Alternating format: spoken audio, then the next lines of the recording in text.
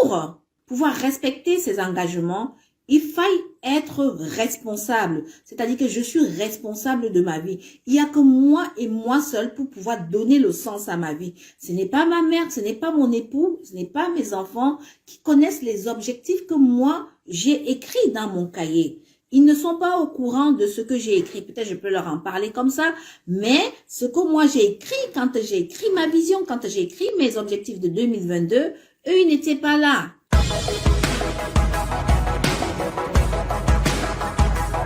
Est-ce que vous faites partie de celles-là qui prennent des engagements en début d'année?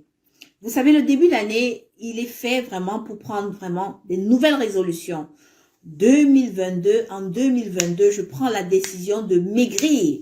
Je prends la décision de faire attention à ma ligne. Ça, c'est ce que je me suis dit. Je prends la décision de ne plus grignoter parce que je suis une grosse grignoteuse. Et grosse grignoteuse. Je fais facilement le sport, malgré voilà mon surpoids. Mais le grignotement, là, il suffit que c'est un petit peu que je sois contrariée. Et là, je grignote en fait. Et là, cette année, j'ai pris la décision de ne plus grignoter. De ne plus grignoter et de vraiment manger les choses qui sont bien pour mon corps. Donc, ce qui fait qu'à chaque fois, quand je vais grignoter, je me pose la question, est-ce que c'est bien pour mon corps? Mais des fois, j'avoue aussi que des fois, j'oublie. Donc, en me rendant compte, c'est déjà dans la bouche. En me rendant compte, c'est déjà dans la bouche. Souvent, je recrache, souvent, j'y pense même pas. Et je me rappelle que, ah tiens, j'ai grignoté. Mais là, tenir les engagements, c'est quelque chose qui me concerne et c'est quelque chose qui concerne aussi, qui vous concerne aussi. Parce que j'ai rarement vu des personnes qui prennent des engagements au début de l'année et qui ont tout respecté jusqu'au 31 décembre. Est-ce que ça n'existe pas? Si, ça existe. Ça existe bel et bien des personnes qui prennent l'engagement, qui prennent des engagements et qui respectent. Mais tout cela, ça nécessite une certaine et grande discipline. Être engagé, c'est-à-dire que respecter ses engagements, c'est avoir une certaine discipline, c'est garder une certaine motivation. Et nous savons de nos jours que avec tout ce qu'il y a comme information autour de nous, avec tout d'abord, tout ce qu'on vit, le mari, les enfants, l'entreprise, notre vie à nous-mêmes, la famille, ce n'est pas évident de garder la motivation H24. Je voudrais partager avec vous ce soir 6 clés qui vont nous permettre à nous, parce que moi y compris, je vous ai dit, moi y compris, de pouvoir tenir, de pouvoir respecter ses engagements. C'est-à-dire de pouvoir respecter ses engagements. Alors, la première des choses, c'est qu'il faut faire la différence entre la responsabilité et la faute. Parce que beaucoup de personnes, quand elles n'arrivent pas à tenir leur engagement, elles s'en veulent. Elles se disent qu'elles sont nulles. Et souvent même, on fiasse, on dit, ah, j'ai encore raté ça. Non, ça c'est même plus la peine. Je veux même plus faire. Je veux même plus faire. C'est-à-dire, on culpabilise encore. Donc, c'est ce qui fait que on perd complètement la motivation. Pourtant, il existe bien la différence entre la responsabilité et la faute. La première clé, c'est être responsable d'abord de ce qu'on veut faire. C'est-à-dire quand je suis responsable, il y a une différence entre responsabilité et être fautif. Être fautif, tu peux pas être fautif par exemple du temps qu'il a neigé, tu peux pas être fautif d'un accident, tu peux pas être fautif par exemple d'un malheur qui t'arrive, tu peux pas être fautif de ça. Tu vois? Par contre, la responsabilité, c'est ce qui se passe ici, là et maintenant. C'est-à-dire que je m'engage, ça nécessite en fait une discipline. Donc, il faut vraiment faire la nuance entre ces deux choses-là. Être responsable et être fautif.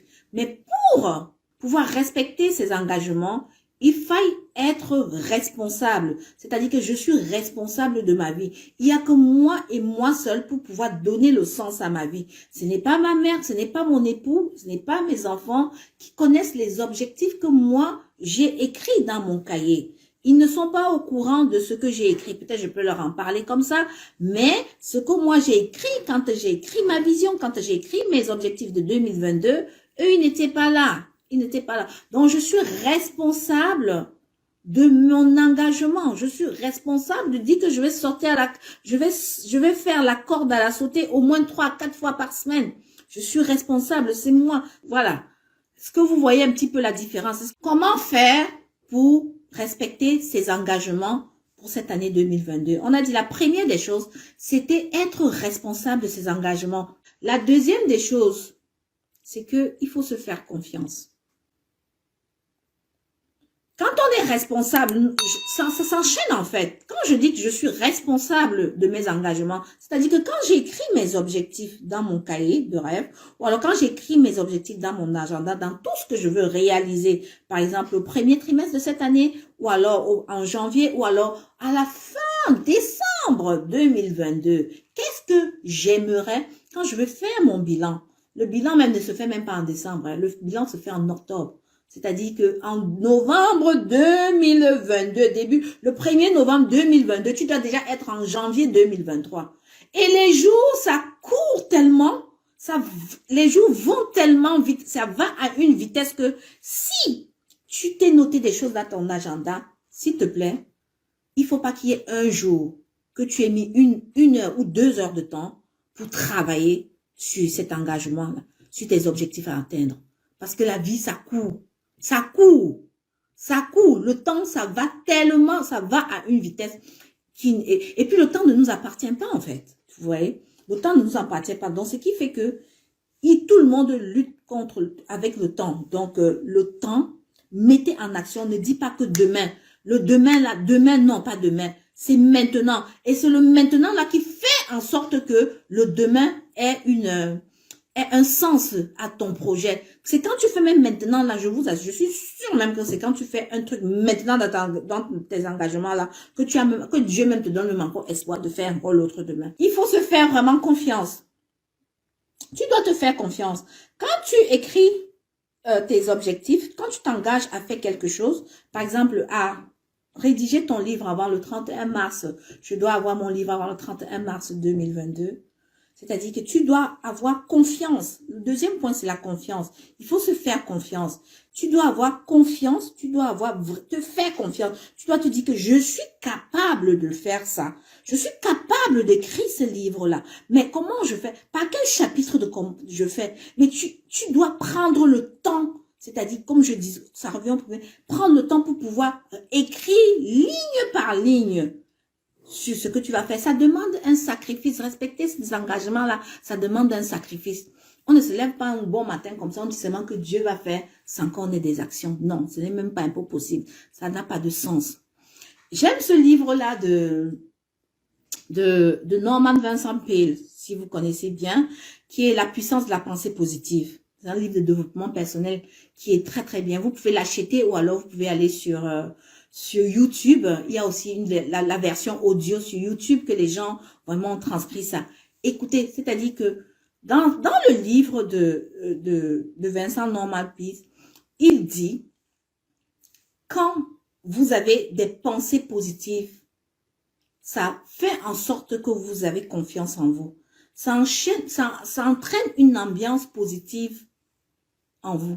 Il y a beaucoup de livres sur la pensée positive. Il n'y a pas que Vincent Norman Peale, mais c'est un livre qui a vraiment une bonne réputation. Et moi-même, je l'ai lu. Et je vous recommande aussi de lire ce livre-là. OK? La troisième clé, c'était vraiment garder le pourquoi. Quel est votre why? Il y a beaucoup d'entrepreneurs, pas beaucoup d'entrepreneurs. Vous savez que les gens vivent maintenant par imitation, non? Personne n'a plus d'authenticité, en fait. Donc, c'est-à-dire que moi, je vends des mèches. Les mèches, ça marche très bien pour ma sœur. Moi aussi, je m'en vais créer ma page pour les mèches. Et puis, ça se passe pas bien pour moi. Donc être vraiment, comment dire, travailler sur son pourquoi. Quel est ton pourquoi? Gardez en vue que si je suis en train de vendre les mèches, si je suis en train de faire le personal branding, quel est mon why, quel est mon objectif, pourquoi je veux faire ça? Quand je travaille sur une image des femmes, pourquoi je veux faire ça? Si je fais des e-commerce, pourquoi je fais ça? Quand j'accompagne les gens, par exemple, dans la spiritualité, pourquoi je fais ça? C'est le pourquoi, c'est ce pourquoi-là qui va vous permettre aussi de tenir à vos engagements. Voilà, la quatrième des choses, j'essaie d'aller un petit peu vite là, La quatrième des choses, c'est vraiment travailler pour garder la motivation. C'est de travailler vraiment sur ses pensées positives. Quand je dis de travailler sur les pensées positives, ça veut dire que il faut combattre vraiment les croyances limitantes.